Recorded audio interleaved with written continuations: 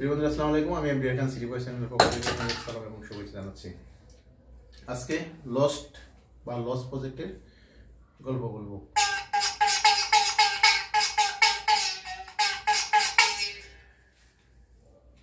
আমার হাতে একটি ফ্যান ড্রাইভ দেখতে পাচ্ছেন। এটি হচ্ছে টুইনমস কোম্পানির, এটি হচ্ছে 32 জিবি। একটি স্বনামধন্য দোকান থেকে ইলেকট্রনিক্স বা কম্পিউটারের যে অ্যাক্সেসরিজ বিক্রি করা হয় সেই দোকান থেকে আমি এই টুইনমস ফ্যান ড্রাইভটি কিনলাম। দাম নিল 800 টাকা।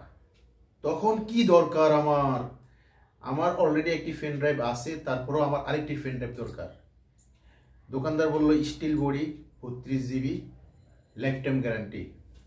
ওকে, কথা মতো কিনলাম, বাট অদ্যাবধি পর্যন্ত এই ফ্যান ড্রাইভের আমি কোনো ব্যবহার করতে পারিনি কিংবা আমার করা হয়নি। আজকে হাতে নিলাম, হাতে নিয়ে একটু দেখলাম যে এটি ভালো আছে কিনা। নাড়াচাড়া করতে গিয়ে দেখি ভিতরে যে চিপটা আছে এটি বেরিয়ে গেছে।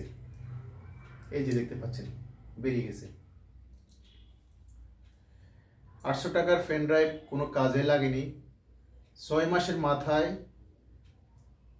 একবারে ইনটেক বলা যায়, সেটির যে ভিতরে যে চিপ সেটি বের হয়ে গেছে। এই হলো আমাদের বাংলাদেশের যে প্রোডাক্ট, সেই প্রোডাক্টের অবস্থা। এই যদি হয় তাহলে কিভাবে আমরা কাজ করব?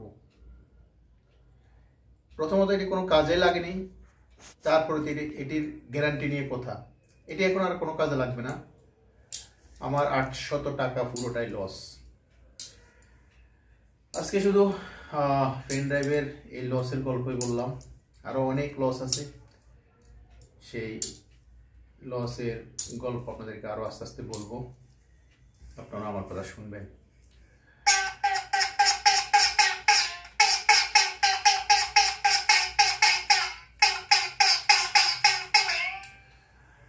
গিম্বেল কিনলাম, গিম্বেলের গল্প আরেকদিন বলবো। তারপরে হচ্ছে স্পিকার, কথা বলার জন্য যে স্পিকার কিনলাম 8000 টাকা দিয়ে, সেটাতে লস খেলাম। একটি কম্পিউটার কিনলাম 11000 টাকা দিয়ে, সেটিও লস খেলাম।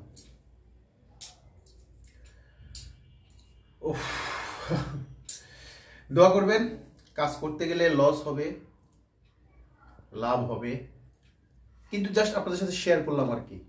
শেয়ার করলাম জাস্ট যে কিছু কিছু ইকুইপমেন্ট কেনা হয় কিন্তু কোনো কাজে লাগে না। দোকানদার তার কোম্পানির, প্রতিষ্ঠানের বা তার প্রোডাক্টের অ্যাডভার্টাইজমেন্ট এমনভাবে করে যেন সেটি ফার্স্ট ক্লাস, কিন্তু সেটি বাসায় আনার পরে সেটিরও কোনো মান থাকে না। আজকের মতো লস প্রজেক্ট এখানে শেষ করলাম। ভালো থাকবেন, আল্লাহ হাফেজ।